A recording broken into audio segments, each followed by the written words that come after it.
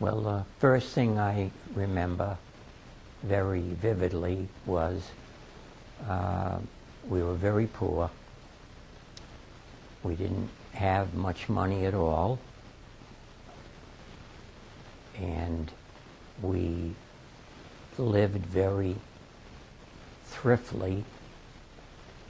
We didn't have the best of food. We didn't have steak. We didn't have the luxuries. We ate a lot of Hamburg and Frankfurts and beans. So Grandma Benson did an awful lot with food that was not too expensive. Grandpa was just about getting by on his job. He made very little money on that job. We had hand-me-down clothes. We had very little at Christmas time, but we all managed to get by. We went basically all to the same schools. My sister Dottie was a year ahead of me, and then I was the next, and my sister Beverly was a couple of years behind me, and then there was my sister Connie, who was a few years behind Beverly, and then Barrett was the youngest. He was a couple of years behind Connie. We lived in a big 3-tenement house in a predominantly Italian neighborhood of Providence. Matter of fact, to my knowledge, we were the only non-Italian family on the street. So it was very difficult for me because I didn't like Italian food, and the Italian families on the street were very cordial. They were forever inviting us kids over to their house for dinner, and I couldn't stand the Italian food. But they were very cordial people. We all got along. There were very few fights. We, I think, paid something like, $20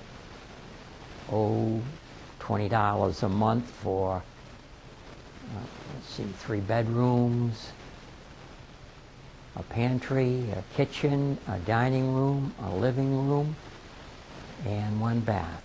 And we had a 1-car garage, although my father didn't own a car for many years.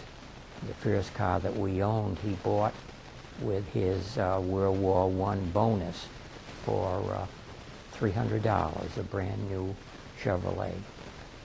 But school, we all went to school together. I can vividly see my mother making 5 lunches and handing them to each one as we went out the door.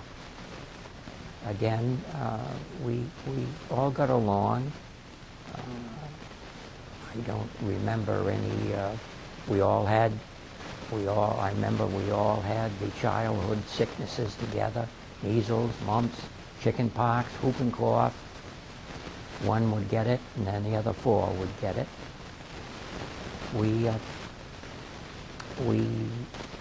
My father worked for a lumber company, and he used to bring home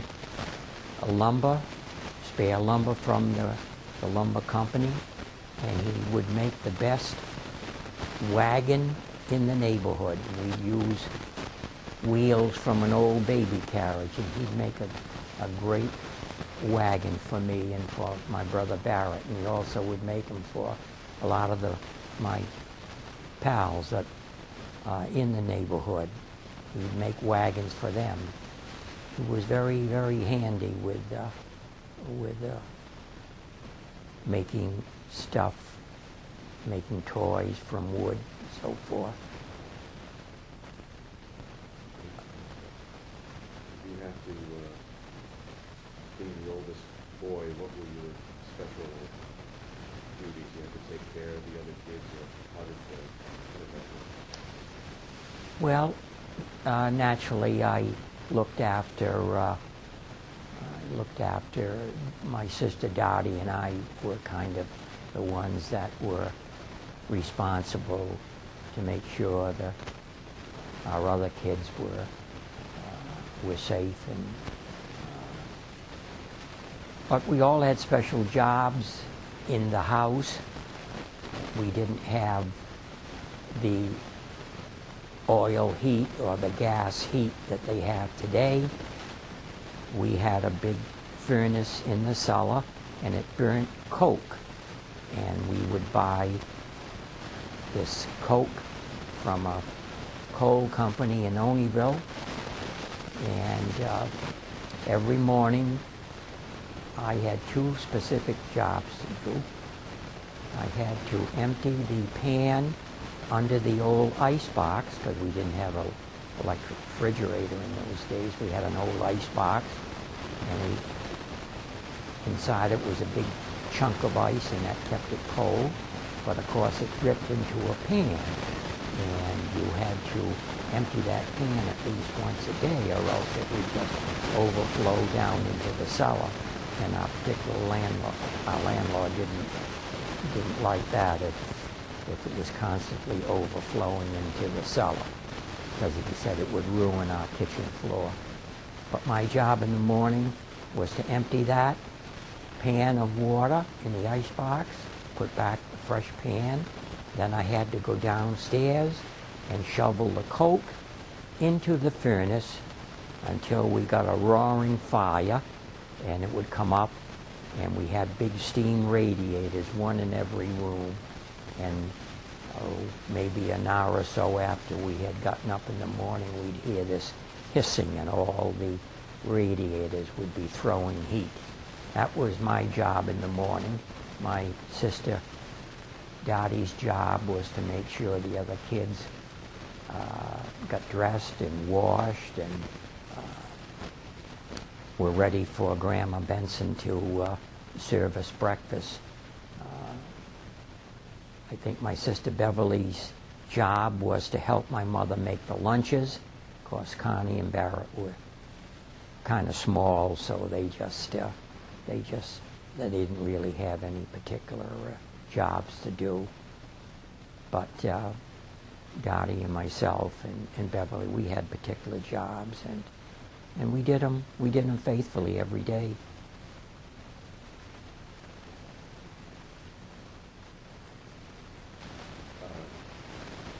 Tell me more about Grandpa's job. What his task was, how he was Okay, Grandpa, for as long as I can remember, until the war years, Grandpa worked at the E.E. Smith Lumber Company on Allen's Avenue.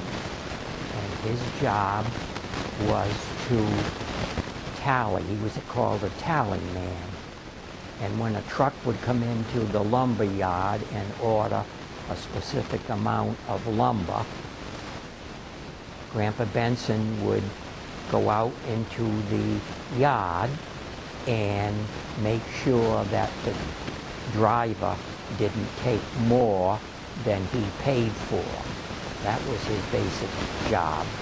He also, when the lumber company would get orders of wood delivered from different places around New England, Grandpa Benson's job was to make sure that the wood was in good condition. I always used to say that he had to make sure there was no knot holes in any of the planks and so forth, because the lumber that had knot holes in it was not saleable.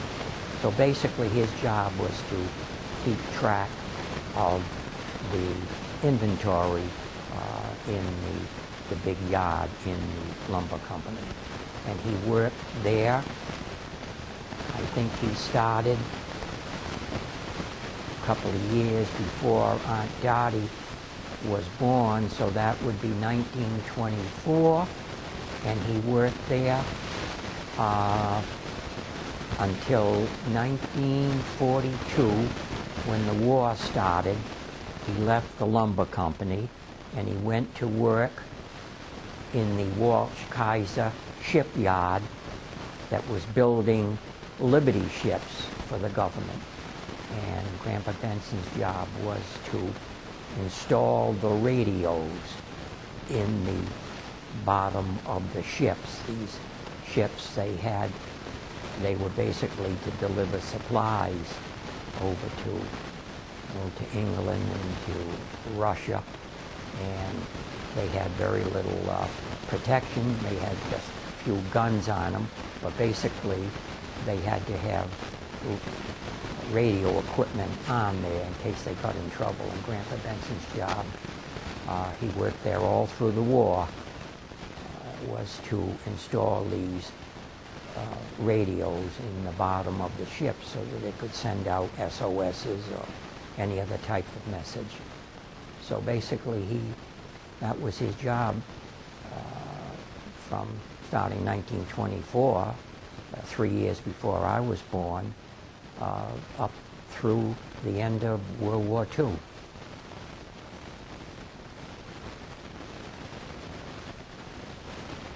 then he retired.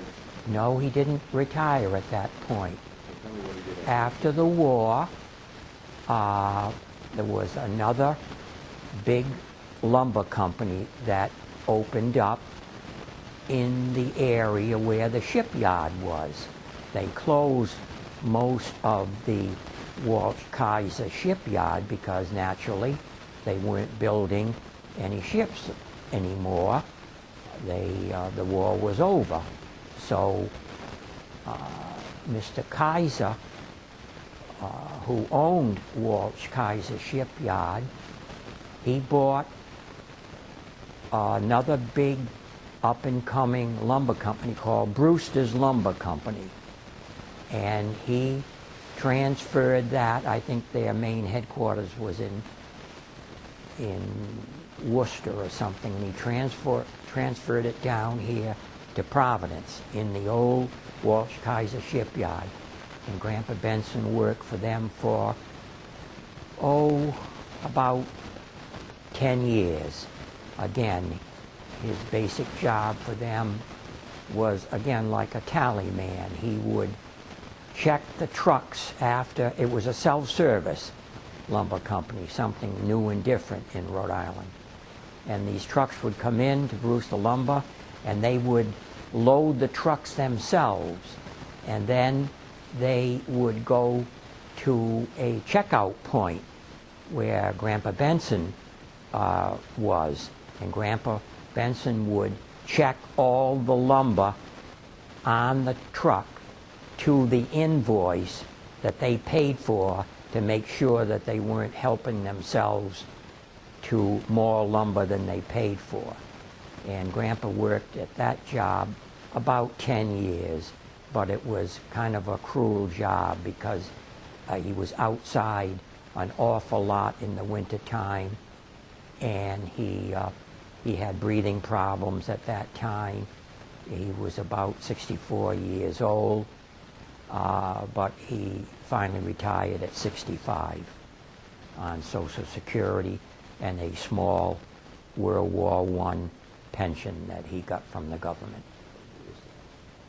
What year was that? He retired in, the war ended in 1945, and he retired in 1955. Okay, so say that again. Yeah. He retired when he turned 65 in 1962. And then what did he do after retirement? After retirement, he just basically did nothing. He, would help Grandma Benson around the house, and they would go shopping, and they did a lot of babysitting for Mom and me. Grandpa had an old, the 33 Chevrolet that he got with his World War I bonus, he had to sell because he couldn't afford to keep it anymore because we just didn't have the money to operate it. Then the year that we got married in 1950, Uncle Harry, my uncle, Grandpa's brother-in-law, gave him, I think it was a 1935 or 1936 Ford, and Grandpa had that until it died in the 60s. So they go shopping and they drive down to Warwick and babysit for you and Patricia. And so basically he didn't have much of retirement because in 1969 he died 7 years after retirement. What was that like for you and everybody else? Well, it was kind of a shock because basically he really wasn't sick. He, like I said, he had the start of emphysema, and he got the emphysema because he worked down in the bottom of the Liberty ships, which were covered with the pink stuff, asbestos. It was loaded down there because it was a means of insulating those ships from the cold. And he worked there and breathed that in for years. No mask? No mask, no nothing in those days. They didn't even know that that was a hazard in those days. So he contracted emphysema shortly after he retired, and he had bronchitis. And then he, 6 months before he died, he was told that he had to have his prostate removed.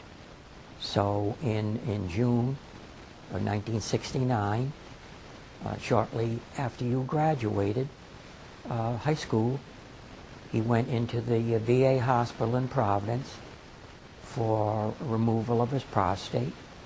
The operation was a success, but he developed a blood clot in his ankle after the operation, and it traveled right up his leg, and hit his heart, and he died instantly a day after his operation. So it was a shock because we didn't expect him to die when he entered the hospital. We expected him to, make a full recovery from his prostate operation, but the doctors told Grandma that in those days it was quite common after an operation on an elderly person that they could develop a blood clot in a vein in anywhere in the body. Generally, where Grandpa got his, in the lower part of his leg, and it just traveled, and the doctors had no way of diagnosing that. He had no pain with it, and the doctor went in to see him and check on him, and he was talking with the doctor, and he just slumped over and died. No, they didn't have any blood thinners. They didn't give anything in those days. He got good treatment in the VA hospital. I mean, they successfully did the operation on him, but they didn't have any of the precautions for blood clots and other things that can happen after an operation like they do now. So he unfortunately got that blood clot. It was a shock for Grandma because she just got a call from the doctors the next morning after they had visited him that night, and they said, "We're sorry to inform you that Mr. Benson passed away very suddenly this morning." And that's the way it happened. Grandma carried on from 1969 to 1984, living by herself in that house. Oh yes, because nobody else was living in Rhode Island. All of the other kids were out of Rhode Island, So I had the full responsibility for my mother. I had to take care of the house, winter, summer. Had to take her shopping at least once a week. Had to worried about her constantly, being in that house all by herself. I called her every night. If I called her and there was no answer, I'd hop in the car and rush up there from Warwick to Providence. But she wouldn't leave. She absolutely refused to leave because she said there was too many memories of Grandpa Benson in that house, and she said she was going to die in that house, and that's what she did.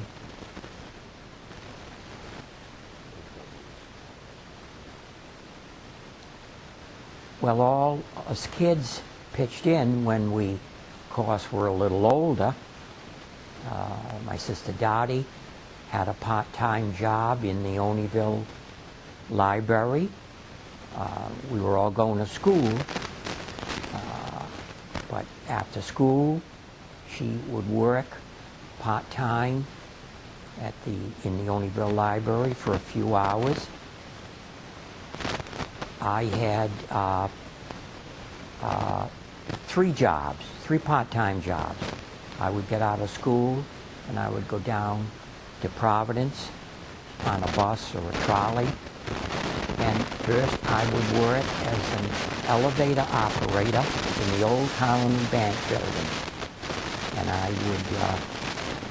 would work there a couple of hours. Then I would go next door in the What Cheer Tailoring Company. And I'd work a couple hours there. I would sweep the floors. There would be cuttings all over the floors because these people were tailors and they were forever making suits. In those days they made them by hand, and they would cut out the material and would all go on the floor. So I would go in there for the next 2 hours and I would sweep up the place. Then I'd walk up the block and I would go to Lowe's Theater, and I was an usher there, and I would generally get there maybe about 6:30 at night, and I would work as an usher for 30 cents an hour until midnight.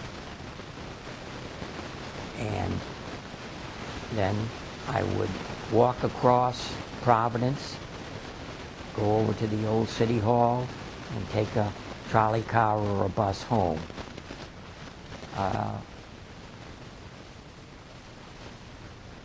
Beverly worked part-time in the Providence Gas Company. She was a file clerk there. And I also, on a Sunday, I would also work some part-time. I would set up pins in a bowling alley. So we would all pool our money. We gave it all to my mother, and she would divvy out so much to us as our allowance, which wasn't much. I think maybe I got 50 cents a week, and Dottie got 50 cents a week, and Beverly got maybe a quarter, and Barrett and Connie got maybe a dime just to buy candy. Well, the elevator operator job, I'd look in the paper, and of course they were, you know, the war years, so everybody was short of help.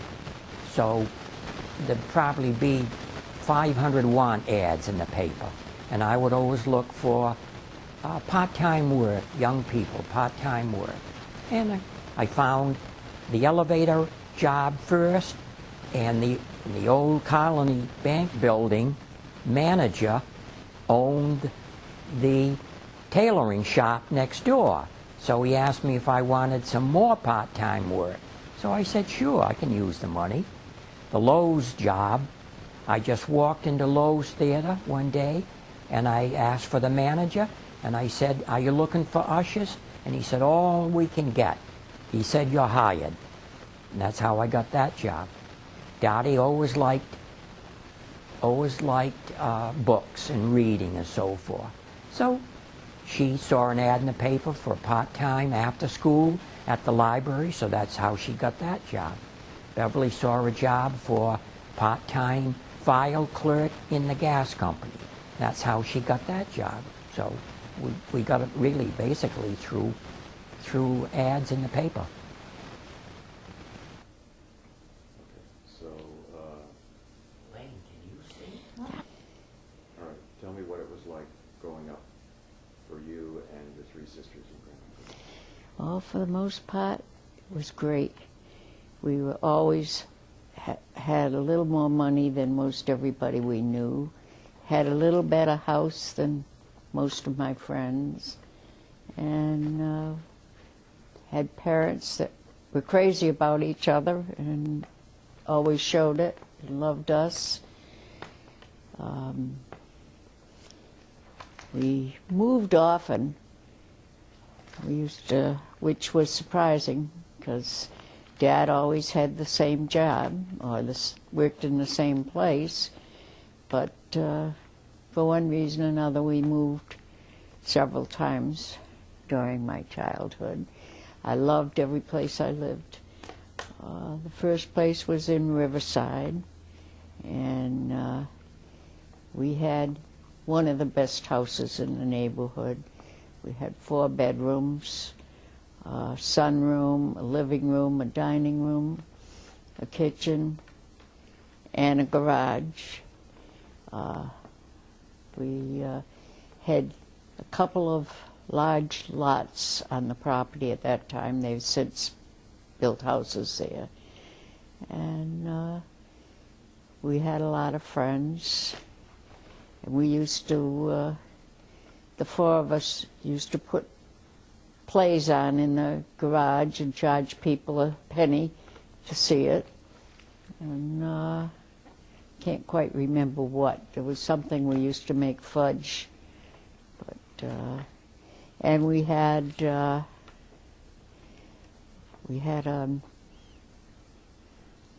like a fair in our side yard with all sorts of things for people to do.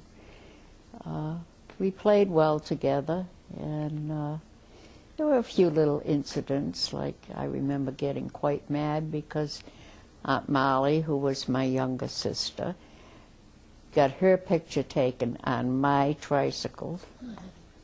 Which, my mother was always there for us, and always had birthday parties for us. And one incident that I remember from Aunt Sally, Grandma was having a party for her, and she had invited certain people, and this one girl had not been invited.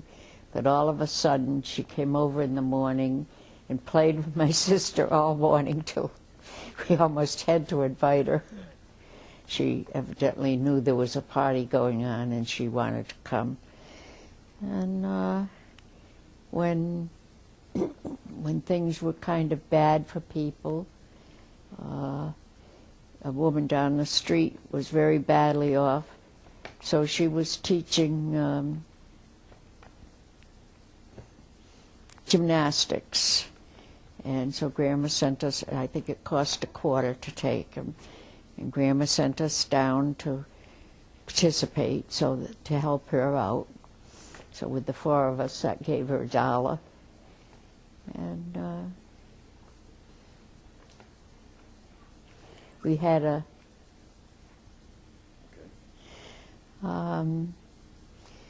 Grandpa always worked at the same place. He worked at the Journal all of his life, although he and Grandma had come to Rhode Island with the idea that he would work 1 year until he looked a little older and then get a job, better job someplace else. And I remember one time he was offered a job in Buffalo, and we thought that was great, but he didn't take it.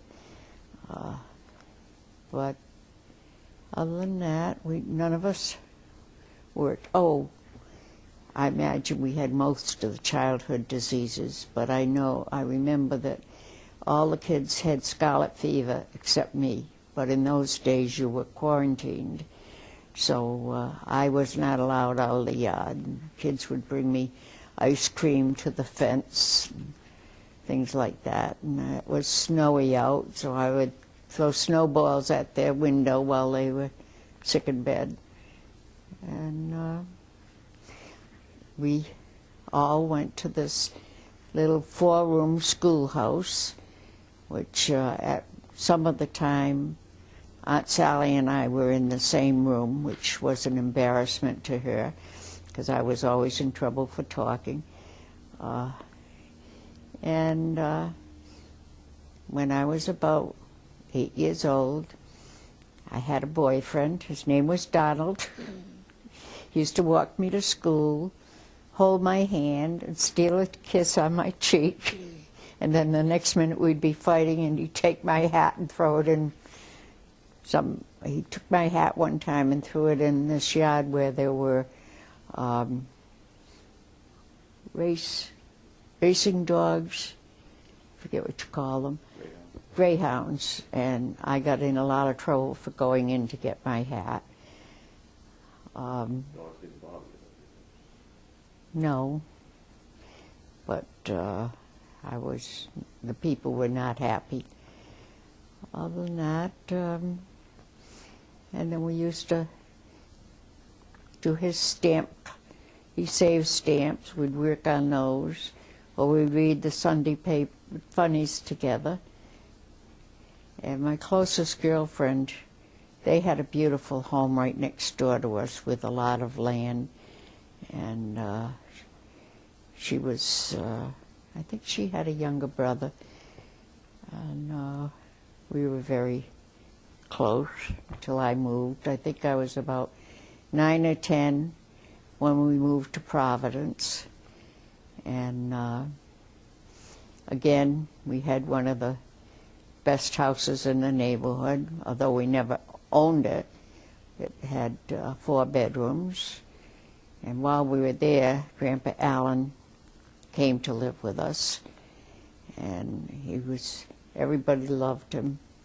Everybody called him Grandpa, all the kids in the neighborhood.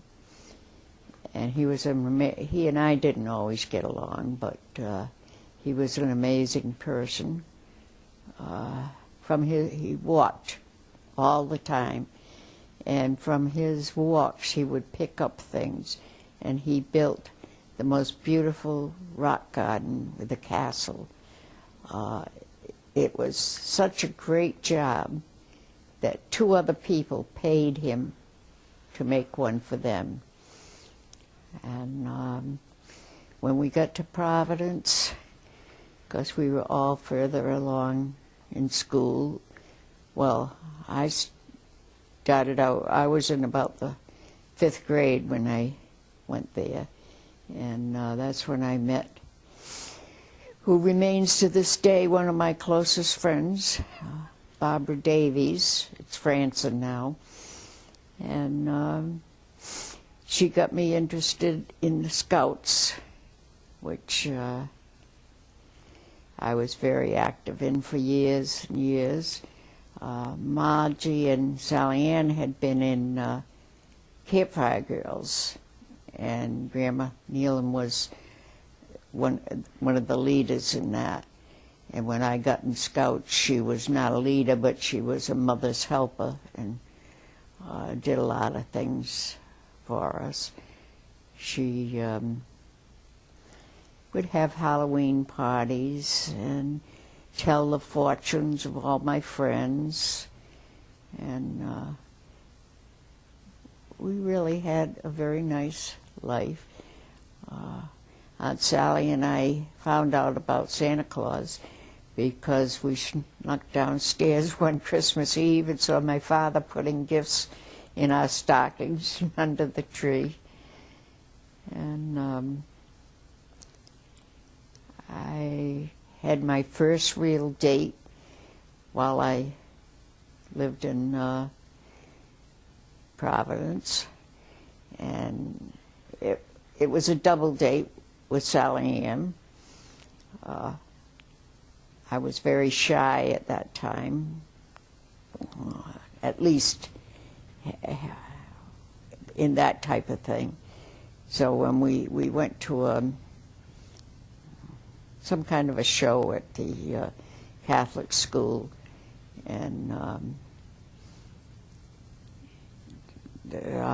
Sally Ann and I sat side by side, and her friend Eddie sat side of her, and my date Billy sat side of him. So we were,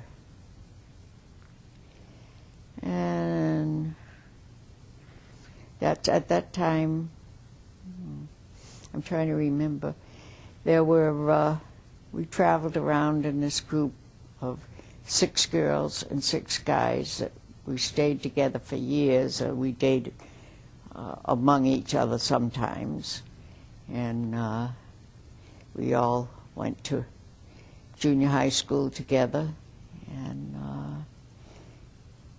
I liked school, not the work part of it, but I enjoyed the different activities.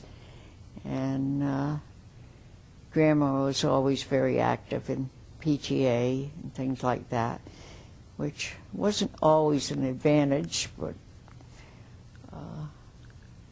other than that, let's see. Say testing 1, 2, 3, 4.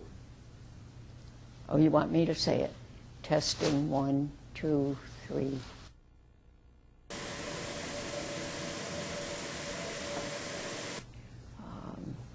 so you can go from there.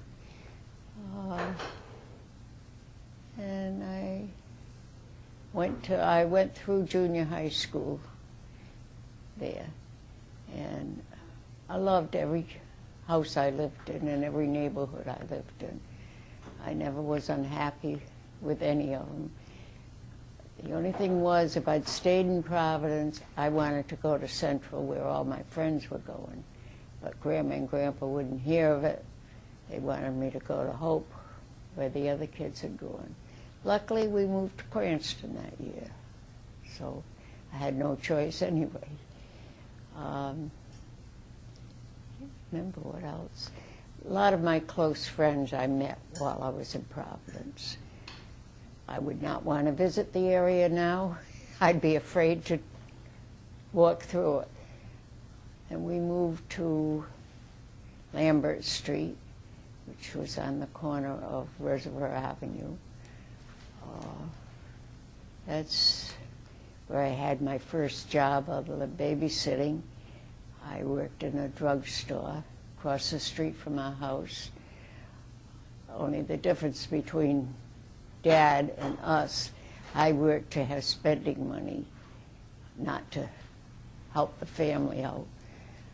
I had some good friends there, but and I met my first love there, and he broke my heart. And this summer I turned 16, Aunt Sally and I went to work camp for the whole summer. It was a Unitarian work camp. We went out, it was during the war, and we went out and worked on farms and got paid a certain amount, and that paid for our keep, or it was supposed to. We had a wonderful time, and that was for a full summer. As I say, that's when, it was about that time, shortly after that, that Aunt Margie went in the waves. And Aunt Sally went to college, Bryant. And we moved, after that, we moved to Edgewood on Grand Avenue, and right across the street from us were our cousins, Carol and Jane, and their brother, David. And we had a very good time there, too. That was a 3-family. But we lived on the first floor. When the year I graduated from high school, Grandma and Grandpa bought their first house on Malvern Avenue in Edgewood, and I started working at the Journal. I had worked at the Outlet Thursdays and Saturdays for a while. All I ever wanted to do was work at the Journal, and they had me come in the summertime to fill in on vacations for people as a copy girl, which they wouldn't even need them anymore. But we had to go meet buses and trains and get the news from the outlying areas and run errands for the men in the office. Then that's where I met Dad, too. But Did Grandpa help you get that job? he did. He helped me get the original one where I was filling in part-time. But as far as full-time, from the time I graduated, I bugged them practically every single week to see if there were any openings. So naturally, when they had an opening, I was right there, so they hired me. But it was really persistence that got me the job, because that's what I wanted to do, and I didn't give up till they hired me. In fact, I had just gotten a job at another drugstore when they called and said they had an opening. So I think I worked a week at the other place. And Okay. when we lived on Lambert Street, that's when Aunt Sally met Uncle Charlie. She met him we lived right next door to a bar room and bowling alley, and he was a great bowler, and that's where she met him, fell in love, and eventually married him. And that was before we moved to Edgewood. We always, no matter where we lived, we always went to Westminster Unitarian, which we enjoyed. And other than that, So you and Aunt Sally were the ones to pal around? not really. I went on my first date with her, and I went to work camp with her, but I think I was kind of an embarrassment to her most of the time. And Aunt Molly and I always roomed together. In fact, when she was graduating and she had her senior prom, a fellow in her class asked me to go, but I asked her if she minded because she didn't have a date for it and didn't particularly want one, but she didn't mind, so I went to her prom with somebody in her class. And then, as I say, I started working at the Journal, and I met Dad. Not quite the way he tells it, but my memory says that he was already in the elevator, and I got in, and we were introduced. Then when I got off, he told the operator that I was the girl he was going to marry someday. So part of it's true. Tell me about the time that you and Aunt Sally went to New York by yourselves. That was Margie. Oh, you and Aunt Margie went to New York. Yeah, I wanted to go to New York, and Grandma wouldn't let me go unless I went with Margie as my chaperone. I always told her it was a good thing Margie had me there to chaperone. But we stayed at the Abbey, which I don't think is there anymore. And I think we went for 3 or 4 days, and we got, actually a friend of Grandpa's had arranged for me to be on a quiz show, or a game show, but we got there too late. Grandma and Grandpa's friends, the Wises from church, drove us. We were supposed to go originally by train, but they drove us because they were going anyway.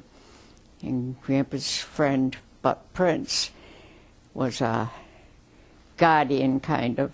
And he took us different places, and his wife took us in the shops. And Grandpa had 2 or 3 friends there who showed us a very nice time. How old were you? I had just graduated, so I think I was 18, 17 or 18. And Aunt Margie had just gotten out of the waves. And we had a wonderful time. So all my life, I have at some time double dated with each one of my sisters. And great. I'm sorry, say that again? All in all, my childhood and growing up was great. We were very lucky. We had 2 wonderful parents who were very much in love with each other and loved us. They always put each other first, but they liked us very much and treated us equally. Who was the disciplinarian? Who spoiled you? Well, there were rules. I would say Grandma was probably mostly the disciplinarian, because Grandpa always worked nights and slept days.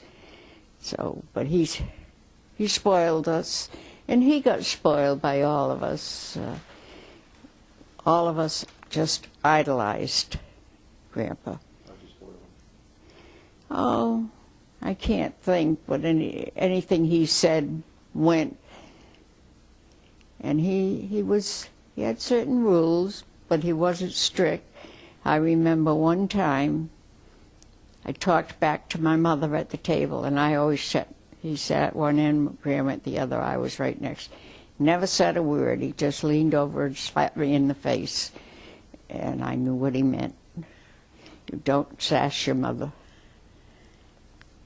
Other than that, What were the rules during the daytime when you were sleeping? well, we were supposed to be quiet, but my friends and I weren't always that quiet, because we played bocce and croquet in the side yard. And he liked my friend. They both welcomed all our friends, even some of them that they didn't particularly care for. But they never let on. And Hold on. So was it because of Grandpa's job that you weren't, you were better off than some people who made a good living? yeah, he always we weren't wealthy. Well, Grandpa was very wealthy when he first married Grandma. Like Grandma always used to say, it's just as easy to marry for money as it is for love. Well, she happened to do both. So Grandpa was, his father was a multimillionaire, but he lost it all in the crash.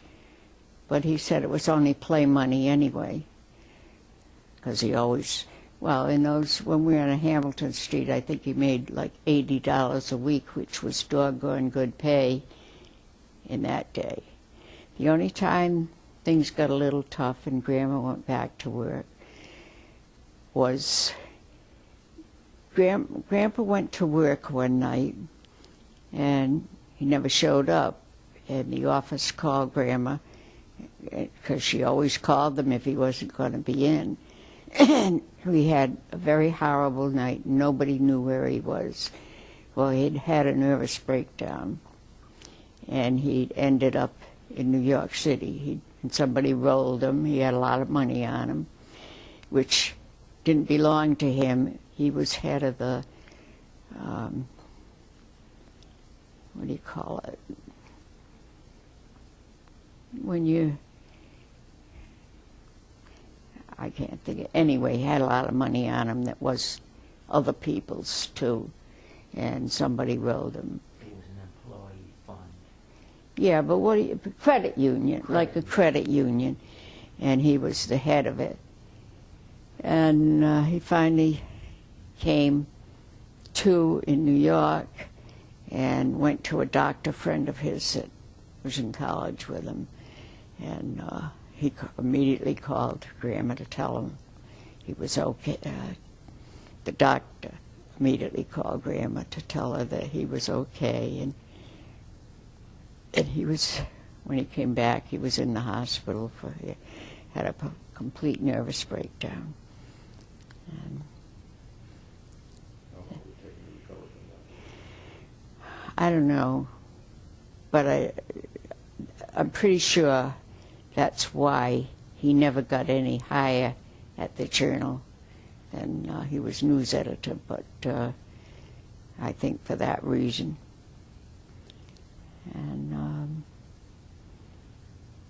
but they managed, but things were a little tough. Probably not as tough as anybody else's. He still had a job. What did she do? Grandma worked as a secretary to a friend of ours, Bob. Anyway, he worked for Mako. It was an eyeglass place, and also helped out with Senator Sweeney, who was a lawyer, who was next door to, shared the office with Bob Kelly is his name. The funny part was, your father worked as an elevator operator after school, and he probably took Grandma up and down. Never knew it. Other than that. No. So in 1969 or 70, they decided to move to Florida. Tell me about that. Yeah, they had been talking about it. Two of their closest friends had been down there. In fact, they bought the condo they had in Florida, sight unseen, because friends of theirs in the church recommended it. And they were very happy there, though Grandma was sick a lot. I don't know, they just finally decided to move there. Grandpa couldn't stand the cold weather. And the doctor said if he hadn't moved to Florida, he wouldn't have lasted anywhere near as long as he did. He caught pneumonia every year while I was in Providence. But it was Grandma who got real sick once they got to Florida. But I guess it was mostly arthritis, and she couldn't walk. But she didn't really make any great effort either. But she enjoyed several years there before she did become an invalid.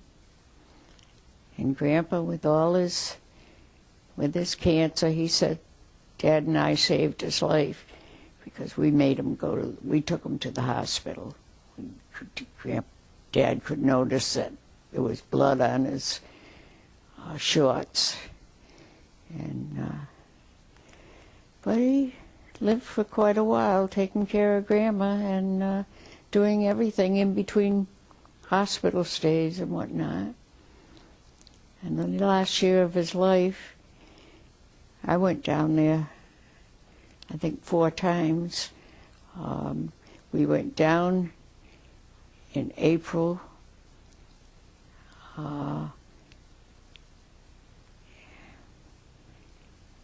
To see them, I guess it was in June, and then we went down shortly afterwards to find a nursing home for him, which was the most depressing thing I've ever done in my life. Came out of half of them in tears. And then the end of July, I believe, he died and we went down. You kids went down too. And then when Grandma died that same year, I went down. And he had prostate cancer? Yeah. Yeah. And they didn't handle it. I mean, prostate cancer now is not a death notice necessarily. If they catch it early. Yeah. But they, Grandpa Nealon's was too far going when they died in those days. Yeah. But they had a good life. We all did. We were lucky. You said his father was very rich. What did he do? Well, all his uncles and his father all dealt in property. There's a Nealon Street in Edgewood that one brother owned the whole street. There's a Nealon Street in Boston another brother owned, and Grandpa Nealon, my grandfather, owned all of Amesbury Street in Binghamton. But I saw something one time that showed he was the most eligible bachelor around town. That was before he was married the first time. Who's that? My grandfather. And he traveled with McKinley. I know you've seen the picture. And but I think a lot of your grandfather's problems stems from seeing his sister burned to death when she was 2 years old, and he was 7. But those things can build up, and he took everything seriously. And one thing I forgot to mention, all the time we were in Providence, every August, for the last 2 weeks of August, we went to Maine on vacation. And my Uncle Jim and Auntie Irene and Mary Jane and their whole family went the same 2 weeks. And the Prouts, who were close friends of my parents, and their 3 boys went. We usually had 4 cottages taken. The other one was the Pattersons, which I call my aunt and uncle, but really they're my father's first cousin. And that one, Star Island. no. Oh, okay. That was Moosham Lake, actually. Emery Mills, Maine. No, Star Island came later. That I never went there. Sally and Margie did. But Grandma and Grandpa went every year to the news conference week, and they enjoyed it. So while we weren't wealthy, we always were comfortable.